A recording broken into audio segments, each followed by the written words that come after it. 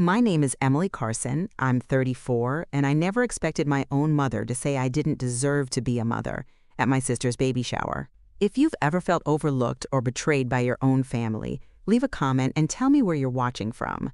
Like this video and subscribe for more stories like this. It started with a lie wrapped in pink balloons. I had barely stepped into the reception hall when I realized something was off. The banner said, "Welcome, Baby Grace," and the entire room glowed in soft blush tones. My sister Sarah beamed in the center, 6 months pregnant and glowing with the kind of attention I'd only dreamed of receiving from our mother. Mom spotted me and instantly tightened her smile. "You came," she said flatly, brushing a piece of lint off her cardigan like my presence was a mess to tidy up. "I RSVP'd, didn't I? I thought you'd sit this one out." "Considering," she added under her breath. "Considering what, Mom?" She sighed like I was exhausting her. "Well, since you're trying." I didn't want this to feel like a reminder. That word, trying, hung in the air like an accusation. My stomach clenched. I had confided in her about the IVF treatments, the miscarriages, the adoption attempts, and she used it to frame me as an emotional liability. Before I could respond, Sarah looped her arm through Mom's. "Oh, Em, don't take it personally," she chirped. "This day is about joy." "Right," I said. "Wouldn't want to ruin your day." I sat near the back, next to the dessert table. The baby games were painful to watch, especially when my mom announced the Guess How Many Kids She'll Have game like it was the Oscars. They laughed and toasted to motherhood. And then came the moment I'll never forget. Someone passed Mom a microphone, and she clinked her glass. "I just want to say how proud I am," she began. "Sarah's always been the nurturing one. Ever since she was little, I just knew she'd be a wonderful mother." She turned toward me. "Some people, they weren't meant for that path. And that's okay too. Everyone has a role." The room fell into an uncomfortable hush. I stood up, steady but silent. Sarah's eyes darted to me, pleading. Mom didn't even flinch. I walked out before I said something I couldn't take back. But on the drive home, I wasn't crying. I was planning. That night, I made a list of 3 things they'd never see coming. 1, I'd protect my truth. 2, I'd redefine what motherhood meant for me. 3, I'd choose the moment they found out, on my terms, because what they didn't know was that my surrogate had already sent me the ultrasound. And my daughter? She was real. She was coming. And they had no idea. I didn't always feel like the outsider. There was a time, long ago, when I thought I was part of something, a family with warmth, love, and fairness. But Sarah had always been the golden child. She was younger by just 2 years, but the difference in treatment made it feel like decades. When I brought home straight A's, my parents asked if I was putting too much pressure on myself. When Sarah scraped by with BS, they threw her a pizza party. I didn't complain. I just learned. At 12, I gave up ballet because Mom said the costume fees were too much. At 14, Sarah joined horseback riding lessons, $300 a month, and Mom said it's important for her confidence. At 16, when I won a state essay competition, my dad didn't even attend the award ceremony, but he flew to see Sarah perform as Tree 3 inches in her high school musical. I internalized it. I thought if I worked harder, achieved more, I'd earn it, her kind of love. But you don't earn favoritism. You endure it. College was my chance to break free. I earned a partial scholarship to Northwestern and worked 3 jobs to cover the rest. Meanwhile, Sarah dropped out after 2 semesters at a community college, and our parents bought her a car to get her back on her feet. By 25, I had a steady job in publishing, my own apartment, and a plan to adopt solo after years of saving. Mom's reaction: "Oh, honey, babies need a real family. You shouldn't do that alone." But when Sarah got pregnant, accidentally, with a man she'd known for 4 months, "My heart is full," Mom gushed. "She was made for this." I remember one particular Christmas. I just had my 2nd miscarriage after IVF. I didn't even want to attend dinner, but I showed up. Sarah floated in wearing a sash that read, "Mom-to-be again." They handed out baby-themed cookies. No one asked how I was doing. No one mentioned the surgery. Mom sat next to me and whispered, "Don't let this make you bitter. Some women just aren't meant to be mothers." That was when something cracked, not just in my heart, but in how I saw them. They didn't see me. Not really. I wasn't Emily, their daughter. I was the sad reminder of what Sarah wasn't. When I met Jen, my surrogate, everything shifted. She wasn't just kind. She believed in what I was doing. "This baby is yours," she told me, hand resting on her stomach. "And she already has a mother." It was the first time I heard those words and felt they might be true. We kept it private. Only my closest friend knew. I didn't tell Mom. I didn't tell Sarah, because I wanted them to stay exactly as they were, blind. While my daughter grew, so did my strength. Then came the invite, a formal card with gold foil trim. "Join us for baby Grace's sip and see." It wasn't addressed to me. It was sent to my neighbor, by mistake. She slid it under my door, confused, and that's when I knew. They'd thrown me out of Sarah's life on purpose, but I had one thing they didn't: the truth. And the truth had a heartbeat. I almost didn't go. The sip and see for baby Grace was scheduled on a Sunday afternoon at my parents' house, where every door had once been open to me. Now I was entering as a stranger, but something in me wanted a final answer. Not closure, not forgiveness, just proof that I wasn't imagining it all, that they really had erased me. I dressed carefully. Cream blouse, soft gray blazer, pale pink lipstick. Not loud, not showy, just enough to remind them I was still here, still standing. When I arrived, the front yard was filled with pastel balloons and signs that read, "Welcome to the world, Grace." No one noticed me at first. I slipped inside while they cooed over the baby in the living room. Sarah sat on the couch, glowing like she was royalty, her hair curled just so, baby nestled in her arms. Mom hovered beside her, hand on her shoulder, a proud grin plastered across her face. It was surreal, like watching a play where I wasn't even cast. I waited until Sarah caught my eye. Her smile froze. She nudged Mom. Mom turned slowly, scanned me from head to toe, and said, "Emily, this is a surprise." "I got the invite," I replied, voice even. "Sort of." Sarah rolled her eyes. "We thought with everything, you wouldn't want to come." "What does everything mean?" I asked. They didn't answer. Instead, Mom reached for a gift bag and held it out like an olive branch. "For your niece," she said. I didn't take it. Because this wasn't about baby Grace. It was about erasure.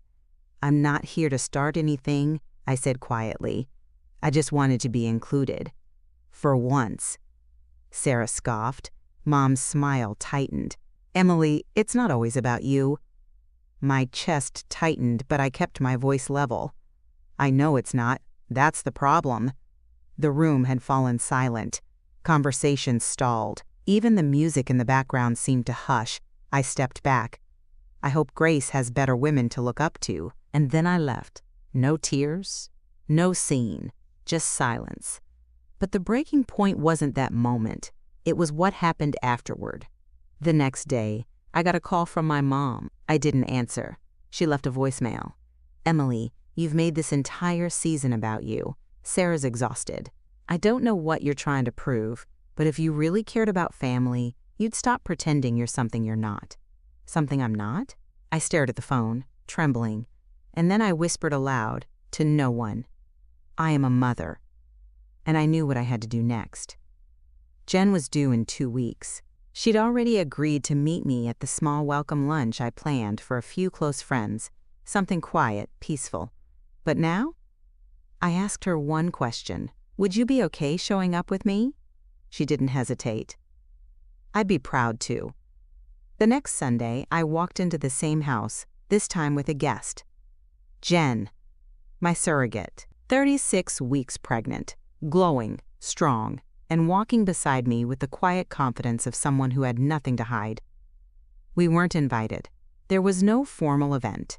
no decorations, but my parents were hosting a family dinner, and I had heard about it from my aunt, who had always liked me more than she let on. The moment we stepped through the door, the room fell into stunned silence.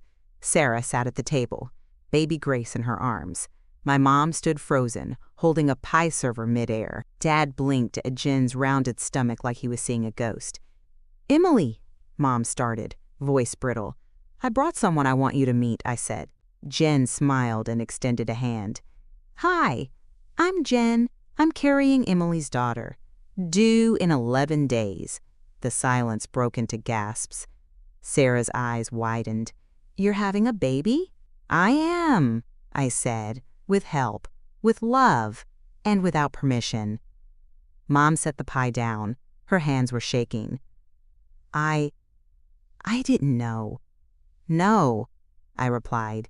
"You didn't want to know. I thought," she stammered, "you said the last round failed." "I didn't say that. You just stopped asking." Jen shifted beside me, calm, proud. "I know this is a lot," I added, "but I didn't come here to beg for acceptance." I looked straight at Mom. "I came to introduce you to the woman who helped me do what you said I never could." A few people clapped, small, nervous, but real. And when I turned to leave, my voice didn't crack, but Mom's did. "Emily, wait." I stopped, hand on the doorframe. "You don't have to do this," she said. "You don't have to prove anything." "I'm not proving anything," I said. "I'm living my truth."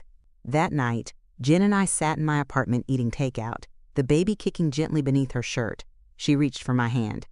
"She's going to know love," Jen said. "She already does," I whispered. And in that moment, I felt more like a mother than I ever had, not because I carried her, but because I showed up for her when no one had shown up for me. The fallout came fast. By Monday morning, I had a string of texts from my sister. "You couldn't just let me have the spotlight? Why would you bring her like that? At Mom's house? You made everyone uncomfortable." I didn't respond. I didn't need to.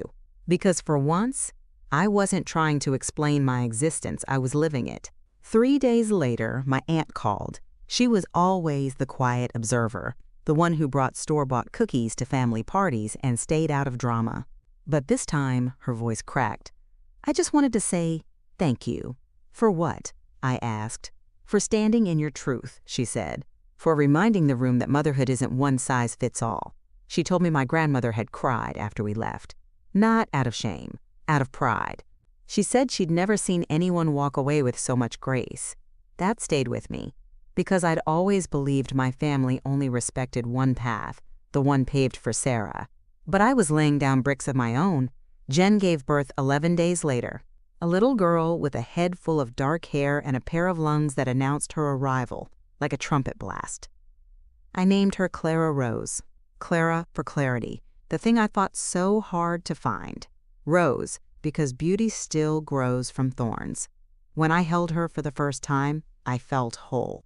No family dinner, no approval, no staged applause, just me, my daughter, and the silence of truth. And it was more powerful than any toast Mom had ever given Sarah.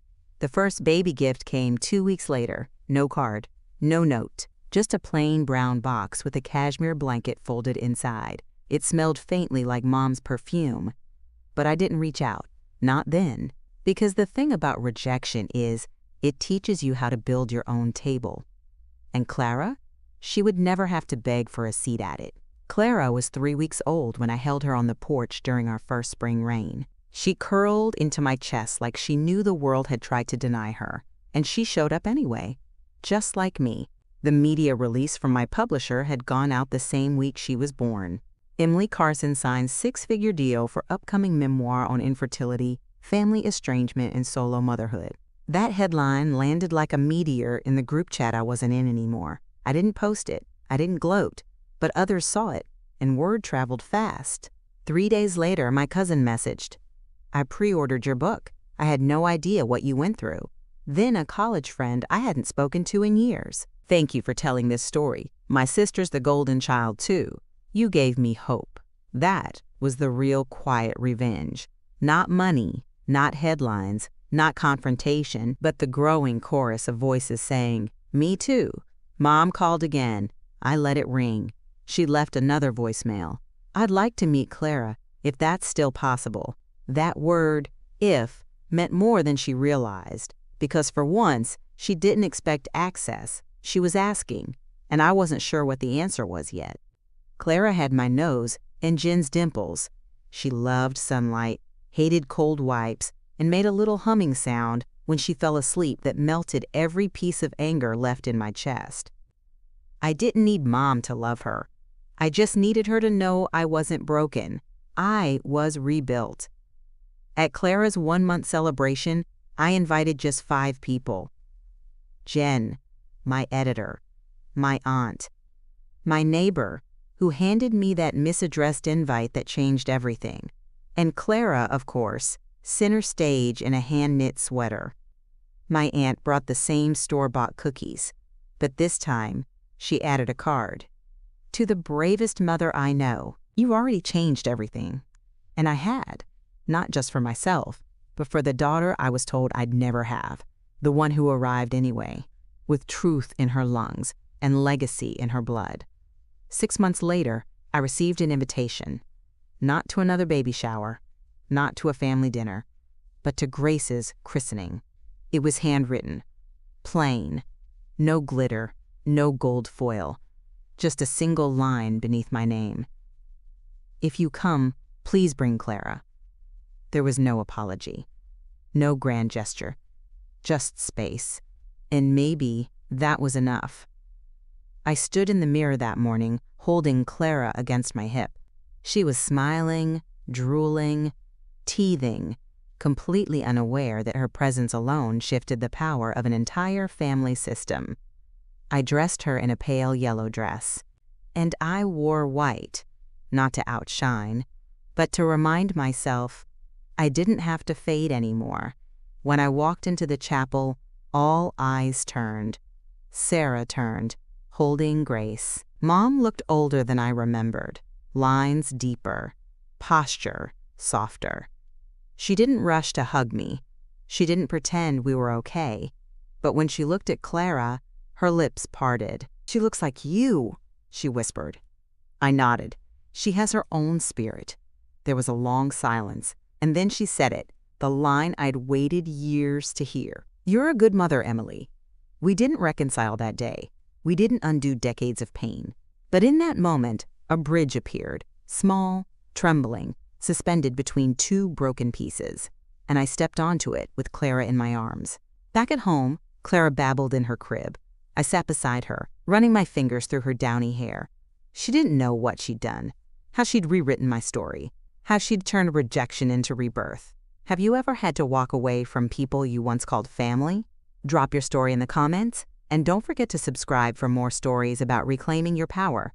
Send this to someone who needs to know they're not alone.